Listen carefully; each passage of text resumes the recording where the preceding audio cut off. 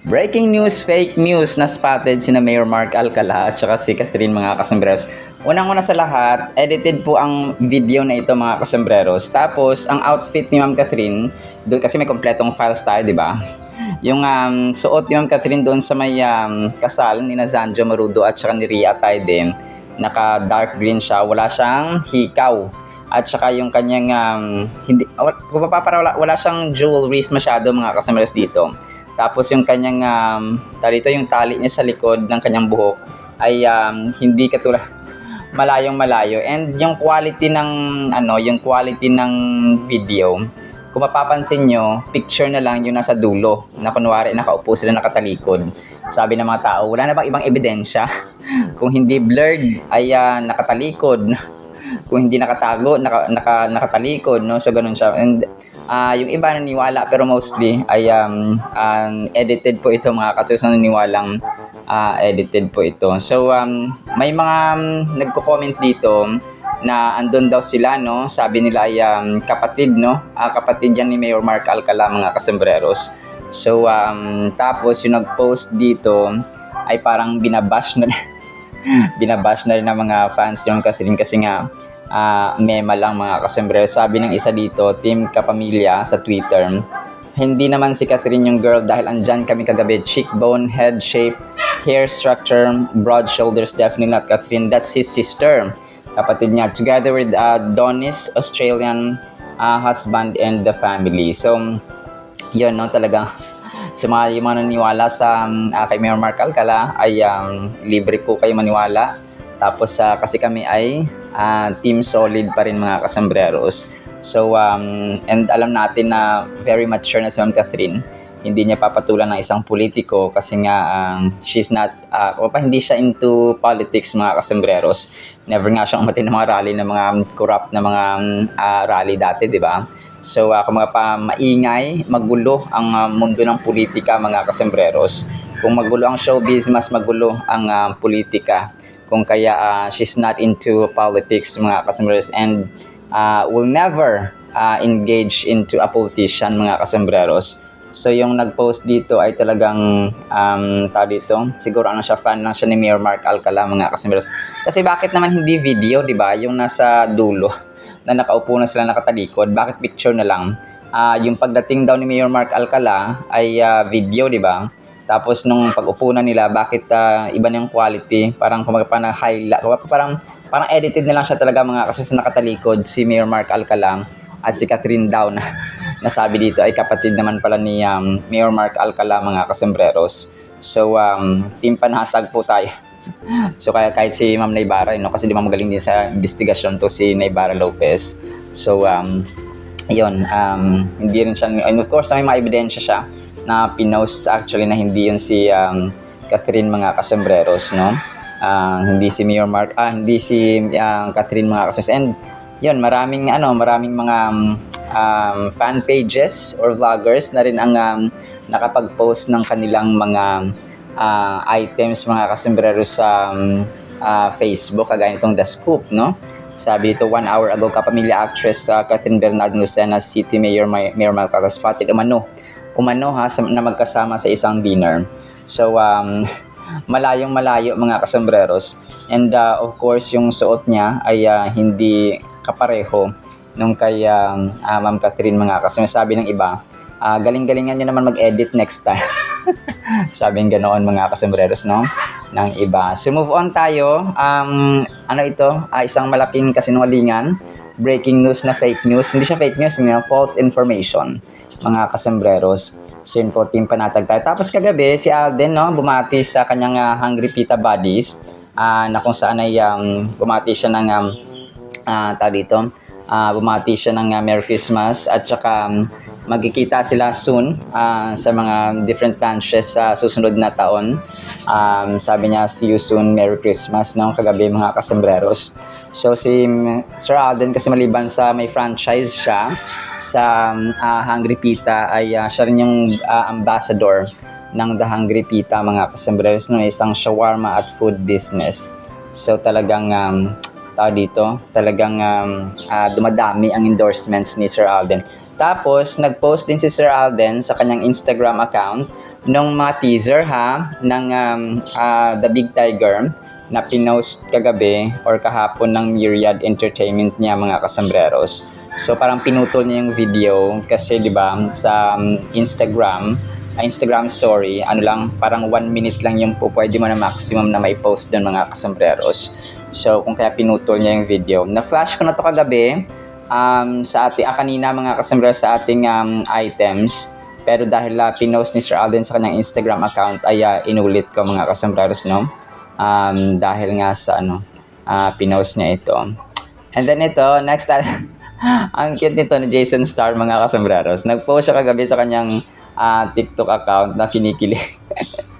Kinikilig siya mga kasambreros, no? Sa cat din. Sabi niya, andyan ka na naman, pasulyap-sulyap sa akin.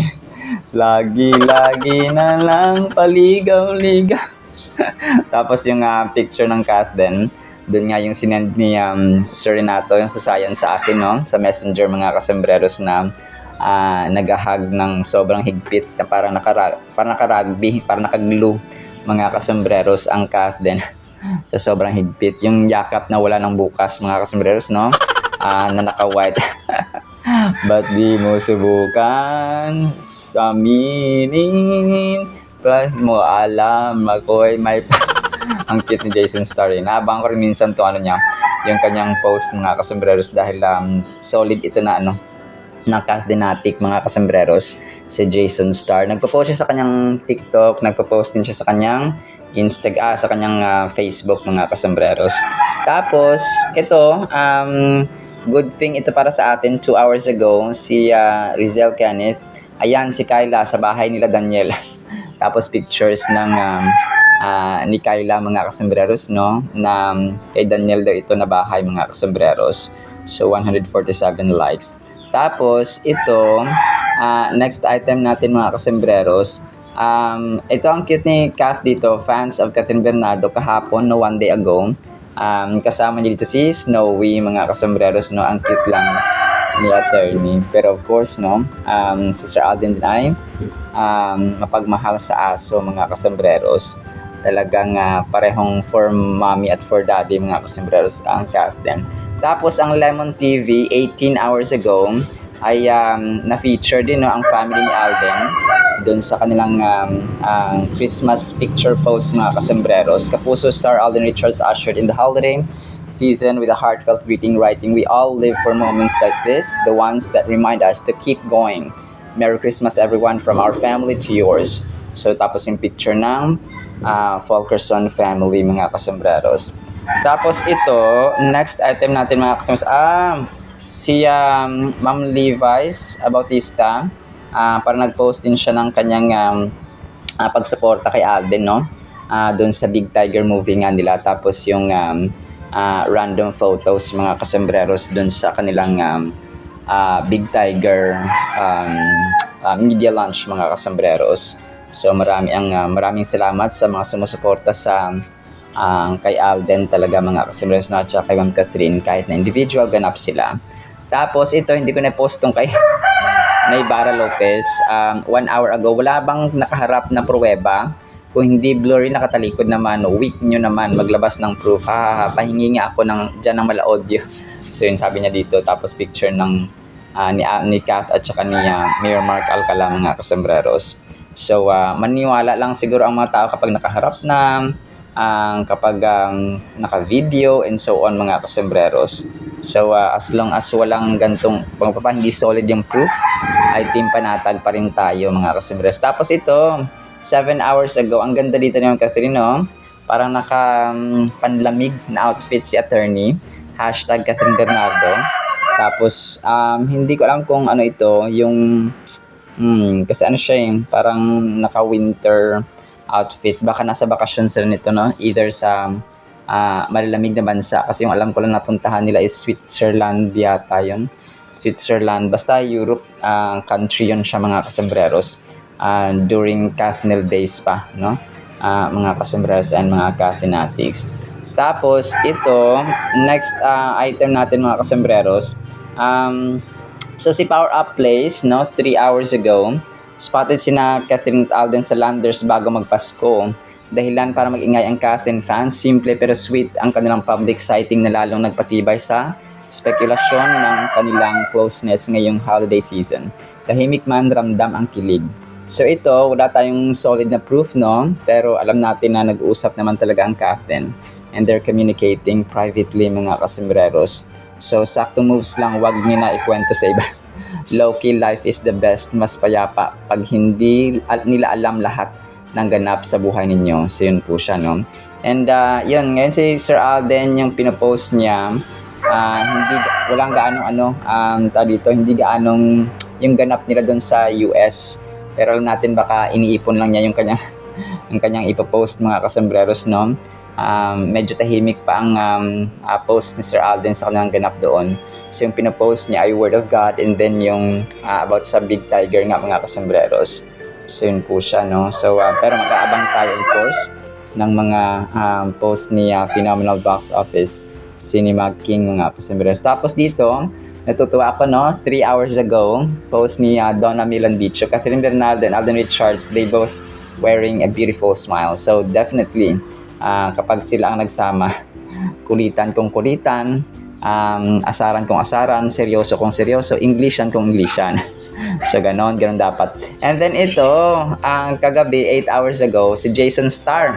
Ayan, medyo nanggalaiti na rin sa galit si si Jason Starr, mga kasamaras dun sa video nga ni Mark Alcala at saka ni Kath, mga kasembreros, no? 214 likes, so 8 hours pa lang niya napopost, mga kasembreros.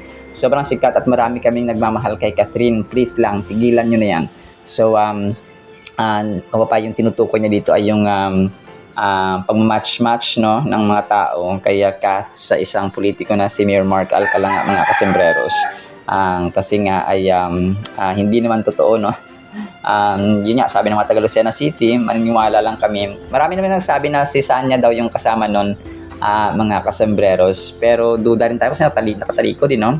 Yun yung hindi malinaw kasi nga nakatalikod silang dalawa, mga kasembreros. And halata namang edited kasi bakit hindi video yung nasa dulo na nakatalikod na sila nakaupo, mga di ba dapat video kasi yung umpisa niya video, tapos yung sa last na naging picture na lang siya, mga kasembreros. So halatang edited talaga siya. And then ito, may isang fan, nakalimutan ko yung pangalan niya, si Adrian Arcega pa lang nagpost ito, no? Nagpa-picture siya doon sa Team Big Tiger nung nag-shoot sila doon sa area or sa venue, mga kasembreros, noon kasama si Alden, of course, and then yung mga directors and the cast, mga kasembreros. Si Dayan Inosanto, yung katabi na babae, mga kasembreros, no, itong foreigner. So nalala ko pa si Dayan Inosanto, ito, mga kasembreros. So yun po, no. Tapos Sir Alden dito ay parang naka Jose Rizal style shot, Jose Rizal outfit si Alden, mga kasembreros. So may isa dito na yun, naka-chaleco, tapos naka-white siya, mga kasembreros, no? So gumagawa yata sila ng eksena dito, mga kasembreros. So yun po, post ito kagabi, mga kasembreros and mga katinatics. So may isa dito nag-post, pakiayos naman ng edit at para naman mukhang totoo. Tapos laughing emojis, mga kasembreros. Stress lang kayo lalo, laughing emojis na sobrang dami. So ito pa yung pang-asar niya doon sa mga nag-post mga kasembreros about sa kay Catherine at saka kay Mayor Mark Alcala, mga kasembreros. And then ito, natutuwa na ako sa post nito kagabi na isang fan kasi parang iiwanan na yung 2025, di ba? So 2026 na. So tapos yung picture niya dito, tapos yung Catherine na pala yung karugtong niya, mga kasembreros. So isa pala siyang Catherine-atic, mga kasembreros, no? Uso to ngayon kasi di ba to 2026 na. So parang gagawin nila, mag-upload sila ng random photos and pictures and videos ng 2025, tapos dudugtungan nila ng gusto nilang idugtong, mga kasembreros. So ang cute lang, no, kasi random fan ito ng Catherine, mga kasembreros. Nakakatuwa lang. And then ito ang cute din ito, mga kasembreros, kagabi, Merry Christmas, mga loves. Tapos yung pictures ng Catherine, mga kasembreros, no? Si Alden naka-blue, tapos yung naka-bench, sina Alden at Kath nga customers na kung saan ay kunwari hindi sila nagpansinan doon sa harapan ng stage. Pero sa likod pala sa backstage pala ay todo hug at saka todo hawak si Soiti mga kasama sa likod ni Ma'am Catherine. Yung likod kasi naman Catherine, yun yung favorite na part ni Soiti mga customers kay attorney. So parang sa kanya yun, stress reliever, hawak ng may karapatan. Sabi ng mga tao, yung paghawak ni Sir Alden sa backstage. Di ba akala natin hindi nagpansinan sa harapan ng ng stage, pero sa likod pala doon pala nangyayari ang ganap-ganap mga kasambres ng Catherine na semi-ayuda at that time. Ano kasi si Nate Gonzaga, yung isa sa mga nag-post nun, sabi niya, ang sarap sa mata, kinikilig na naman ako. Botong-boto si Nate Gonzaga kay Alden mga kasambreros at saka kay Ma'am Catherine. So kasi nakita rin niya, no? Kasi kung ikaw close friend ka ng Catherine mga kasambreros or ng isang tao, no? Close friend mo, tapos nakita mong masaya silang dalawa, so you're also happy for them. So parang ganun yung nangyari kay Miss Nate Gonzaga mga kasambreros. Kung nakita mong kaibigan mo na ganun, so susuportahan mo talaga sila because they're happy, no? Kapag kasama nila ang bawat isa. So kapag hindi naman happy, of course, hindi mo susuportahan kasi nga baka magkamali at saka mabigo lang ang iyong kaibigan. So ganun siya mga kasombrero. So si Nate Gonzaga kasi tawag dito, simula 2015, basta nung nag-start talaga si Alden. So yun yung best friend niya talaga since nagsimula sila sa showbiz mga kasombreros.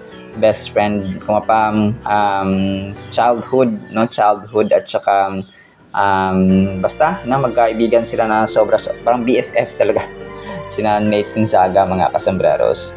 So yun po, ang kulit lang, no, at saka ang galing nila magtago, no, sa backstage mga kasombreros ng Catherine. So yun po, and then yun, nung nag-skydiving kasama din si Nate Gonzaga doon sa Dubai mga kasombreros, na kung saan siya isa rin sa mga nag-post ng kilig moments ng Catherine doon sa Dubai skydiving. And then ito, ang cute ng ginawa isang fan dito, si Ma'am Catherine, para siyang parang nagsi-cellphone, tapos may tiningnan sa cellphone mga kasus, nakaupo kunwari sa isang fast food, hindi ko lang, sa isang restaurant for example. Pero AI generated po ito dumadami ito ngayon, kaya minsan hindi na napaniwalaan yung mga videos. Meron ding isa dito, it had to happen. Some moments exist so we can finally understand ourselves. So actually ilang AI generated tong ginawa ng Kath. So tatlo. May isa rito na sabi niya, slow down, you don't have to finish everything today. So yun siya mga kasus, no? Tapos sa picture naman Catherine niya, tawag dito, na gumagalaw-galaw. So parang totoo talaga siya, no? Ito yung minsan, no, yung disadvantage kapag dumadami ang AI generation, tapos hindi na napaniwalaan yung anong totoo, ano yung hindi. So disadvantage din siya minsan mga customers, kung kaya maging maging wais, na maging maalam tayo mga customers sa pag-upload, no, pagkilatis. Ito ba ay totoo, ito ba ay hindi, no, mga customers and mga Cathenatics. So kasi kapag tulad nito nung kay Mayor Mark Alcala nga, talagang magkakaroon na naman ng items si Sir OG Diaz dito kasi nga ay sumabog na naman itong nag-post ng video mga kasombreros. So hoping na kasi parang may sinasabi rin siya dun na nandun daw siya, na-late lang daw si Mayor Mark Alcala ng dating, tapos si Kath, ganun-ganon. So alam nyo, kapag andun sila mismo, nako, tingnan natin kung hindi sasabog ng sobrang dami. Isa mong katingan ba, pagpasok niya pa lang dun sa kasal ni Zanjo Marudo, talagang nakuhaan agad ng video kahit malayo, no? At saka video talaga, no? Hindi siya picture at saka hindi siya edited mga kasombreros. So yun talaga yung mga legit mga kasombreros. Hindi yung video sa una, tapos nung ay naging picture na san. Gusto nating pasikatin ang ating hinahangaan, but not in a way naman, no? Not in a way na magsisinungaling tayo para lang sumikat ang ating hinahangaan but inaano pa, at saka in a negative na ano pa, parang di ba, parang wala namang delikadesa si Ma'am Catherine dito kapag magpapatuloy siya doon, tapos patago pa silang mag-ano, mga kasunod, di ba, patago silang mag dinner. So doon pa lang dapat sa ano. And alam ko umuwi na dito kasi parang umuwi na dito si Ma'am Catherine, mga kasembreros, agad-agad kasi nga yun, no, talagang wala naman siyang ano. Tapos nandun sila DJ, so yun siya, mga kasembreros, wag na nating patulan itong fake information na ito, not unless maglabas sila ng video at saka nakaharap, no, ganon, mga kasi hindi yung, kung hindi blurred ay nakatalikod naman, mga kasi, tsaka picture na lang, hindi siya video, mga kasembreros. So si sabi nga ni Naybara Lopez, ang weak, no, mga pa sa ebidensya. May nag-comment nga doon sabi niya, kung sa kaso ito sa korte, hindi ito magiging valid na ebidensya. Sabi niya ganon, mga kasembreros, kasi nga picture edited at saka ano na lang, parang pinagdugtong na lang yung picture doon sa video, mga kasembreros. Simple. Last item natin, ang panalangin, of course, no, ni Sir Alden for today. Sabi niya dito, Dear God, help me to put you first today before anything else. May your thoughts, your word, and time in prayer be the foundation of my day. Remind me to seek you above all else, knowing that everything I need flows from you. But seek first His kingdom and His righteousness, and all these things will be given to you as well. That's Matthew chapter 6, verse 33. Let my heart and mind stay focused on what matters most, your presence, your guidance, and your truth. As I walk through today, help me honor you in every decision, every word, and every moment. Keep me anchored in your wisdom, steady in your love, and aware of opportunities to glorify you with both my attitude and my actions. In Jesus' name, amen. So, amen, no? Amen and amen talaga, Pops Alden, sa iyong panalangin. So, yun po. So, that's a wrap, no? That ends our Catherine items, mga kasembreros. So, sana po ipakinggan po natin ang napakagandang salita po ng Panginoon. Tatry kong i-play ito itong kay Alden pala, na kanyang pagbati sa The Hungry Pita, and then yung salita ng Panginoon afterwards. Isang pinagpalang araw po sa bawat isa, mga Cathinatics at mga kasembreros, Team Panatag, Team Solid, Team Catherine. Yan, to all the buddies, of course, who have been continuously supporting Hungry Pita. Maraming salamat, and nakita-kita tayo sa mga different pop-up branches natin soon, and I'll see you guys soon. Merry Christmas! At para po sa ating Word of God, ay sobrang ganda nito, pero wag po tayong matakot Ang title kasi natin ay Minsang Naging Dilim.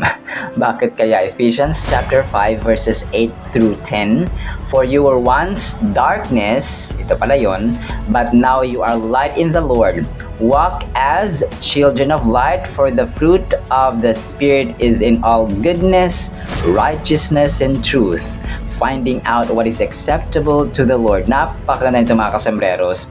So, minsang naging dilim. Hindi lang nasa kadiliman, kundi naging dilim, mga kasembreros. Tayo mismo yung naging dulot or naging kasangkapan or instruments ng kasamaan. Ibig sabihin po, ang tao dati ay labis as in super masama, mga kasembreros, nung hindi pa dumating si Lord Jesus Christ upang tanggalin at hugasan ng ating mga kasalanan, mga kasembreros. So yung mga kasalanan na nahugasan ng Lord Jesus Christ nung dumating siya, mga kasembreros, ay wala na po yun. Ang i-judge sa atin ng Panginoon ay yung pamumuhay natin ngayon. Okay? Yung buhay natin sa mundo, mga kasembreros, namumuhay ba tayo ng naayon sa kanyang kalooban, or sa ating selfish na mga ambitions lamang, or sa ating mga selfish dreams, or sa ating mga own benefits, advantages lamang.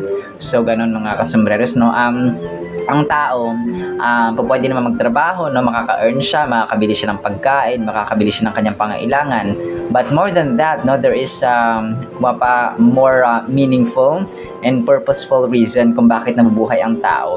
Kakain tayo, yes. Magtatrabaho tayo, yes. Gigising tayo, yes. Magkukumahog tayo, magsisipag tayo, yes. Gagawin natin ito, yes. We have a different agenda, yes. Pero ang tanong dito ay kung may purpose ba ang buhay natin? Kaya saan ba umiikot ang ating mundo? Umiikot lang ba sa trabaho, eskwelahan, bahay, pamilya? So hanggang dun lang ba yung routine natin natin araw-araw or meron tayong ginagawa para sa Panginoon. Nagbabasa tayo ng kanyang salita, nananalangin tayo, we have, nag-spend time tayo. Kung gaano kahalaga yung oras natin sa ating pamilya, mas mahalaga ang oras natin sa Panginoon. Parati po nating tatandaan yan. Kung mahalaga ang oras natin sa trabaho, mas mahalaga ang oras natin para sa Panginoon. Kung mahalaga ang oras natin para sa eskwelahan, sa gala, or sa social media, scroll sa ating mga cellphones, mas mahalaga ang panahon natin sa Panginoon, mga kasus. Imagine niyo, si Lord po ang nagbigay sa atin ng oras. We have 24 hours a day, 7 days a week, mga kasambreros. Pero how do we manage? How do we use these times, mga kasambreros, these hours na meron tayo sa Panginoon? Paano natin ginagamit ito, mga kasambreros? So, yun po yung pinakamahalaga sa lahat. Paano natin ginagamit yung, kasi di ba, use time wisely. No? Parati natin naririnig yan, mga kasambreros. Parati natin nababasa or nakita sa mga posts. No, nagamitin natin yung oras natin ng may katalinuhan, ng may kaalaman, mga kapapam. Kaya ni Sir Alden ba, no, ginagamit talaga yung oras niya, yung daily agenda, nakita natin sobrang productive niya, mga kasambreros. So, gayahin natin yung gano'n, na yung oras natin talagang dinidivide natin. Number 1, priority, number 2, number 3, number 4. So, huwag natin kalimutan sa ating mga list of priorities ang Panginoon, mga kasambreros, yung kanyang salita, yung pagbabasa ng Biblia, and then yung panalangin, and of course, may family time. Kasi gustong-gusto ng Panginoon yung, yung balanced life ba? No? Na hindi lang tayo puro trabaho, hala, sige, income. Hala, bili ng gusto, bili ng pangailangan. So, tama naman yung ganun. Pero kapag hindi na siya balanced, pag puro ganun nilang mga kasambreros, ay hindi po yun kalugod-lugod at hindi acceptable sa harapan ng Panginoon. So, minsan naging dilim, no? Sa buhay natin, kunwari, alam niyo yung fireflies, mga kasambreros, nagbibigay sila ng konting liwanag, pero pag madami sila, mga kasambreros, nagbibigay sila ng mas malaki at mas impactful na liwanag sa mga taong, kunwari, naliligaw ka sa isang gubat, no, or sa isang area na sobrang dilim, tapos may mga fireflies, no? Sa amin kasi nandito ay aninipot, no? Aninipot yan sa amin, mga kasambreros. So, meron siyang liwanag sa kanyang buntot, mga kasambreros, which is isa sa mga nakakamangha, no, na creations ng Panginoon, mga kasambreros, yung mga fireflies, na kung saan ay may sarili silang flashlight at saka may sarili silang ilaw or flashlight sa kanilang mga buntot, mga kasambreros. So dito, no, Ephesians chapter 5 verses 8 through 10, ang verse na ito nag-encourage sa atin na mamuhay tayo ng na-align ba sa prinsipyo ng liwanag o ng ilaw, mga kasambreros, at katarungan, righteousness, no? Talagang righteousness ay kailangan natin ito, mga kasambreros, sa ating buhay. Yung ilaw, yung liwanag ay maaring ito yung counsel, ito yung turo ng Panginoon sa Biblia, so that we'll have a clear and proper direction sa ating buhay. Kasi ang taong walang maliwanag na direksyon sa buhay, para silang bulag, no? Para silang hindi nila alam kung anong gagawin, anong plano next year, next day, next month, mga customers, next 2 years, no? Pag may clear na plano tayo, nagkakaroon tayo ng clear direction din kung ano ang first, second step, ganun siya, mga kasambreros. It calls for us to be intentional in seeking God's will in all aspects of our lives. We can bear fruit in goodness, righteousness, and truth by striving to understand and follow God's plan for us. This means that our actions and choices should reflect qualities such as kindness, morality, and honesty. So, ganun siya, mga kasambreros, no? So, lahat ng fruit of the Spirit, mga kasambreros, yung love, joy, peace, patience, kindness, gentleness, faithfulness, fruitfulness, and self-control, mga. So, papasok na dun yung humility, yung forgiving one another, yung merciful ka sa bawat isa or sa kapwa-tao mo, nagiging maawain ka, nagiging mapagpatawad ka, mga kasambreros, and so on. Imagine a life where every decision you make is guided by a desire to do what is right and pleasing to God. How would this impact your relationships, your work, and your overall sense of purpose, no? Ito yung sasabi natin na kapag ang intention mo ay tama, no? Ang gagawin mo ay tama, ang actions mo ay tama mga kasos. Kasi nga, driven ka, yung nag-fuel sa'yo, yung intention mo ay gumawa ng tama, no? Gumawa ng righteousness out of truth and love mga kasembreros. Pero kapag ang motibo mo ay kagaya naman corrupt, no? Yung motibo talaga nila na magkakaroon daw sila ng mga DPWH projects dati, ay para lang pala nakawin yung mga budget, no? Kung kaya nagkaroon ng flood control issue mga kasembreros na ninakaw ang pera ng taong bayan. So doon nagsimula ang lahat, no? Kasi nga yung kanilang intention at motibo ay pagnanakaw sa kaban ng taong bayan mga kasembreros. So ang nangyari, dahil nga mali ang kanilang intention, selfishness yung kanilang intention mga kasos ang motibo nila. So maangkin at saka ma-enjoy lang ang pera ng taong bayan ay tingnan nyo nang nangyari, no? Talagang dilubyo at disaster ang nangyari ngayon sa ating gobyerno. We are called to shine brightly in a world that can often be filled with darkness and confusion by living as children of light. Our commitment to goodness, righteousness, and truth not only brings us closer to God, but also allows us to positively influence those around us. We should strive to be beacons of light, continuously seeking God's will and reflecting His love through our actions and words. So, yun siya mga kasembreros. Dapat tayo, no? Dapat tayo mismo yung nagiging ilaw, nagiging instrumento ng paggawa ng mabuti, ng katotohanan, ng honesty, ng katapatan mga kasembreros, and of course, yung love, no? Kumaga pa, dapat minamahal natin yung ating magulang, kapatid, asawa, and friends mga kasembreros, and the entire family, especially the family of believers, no?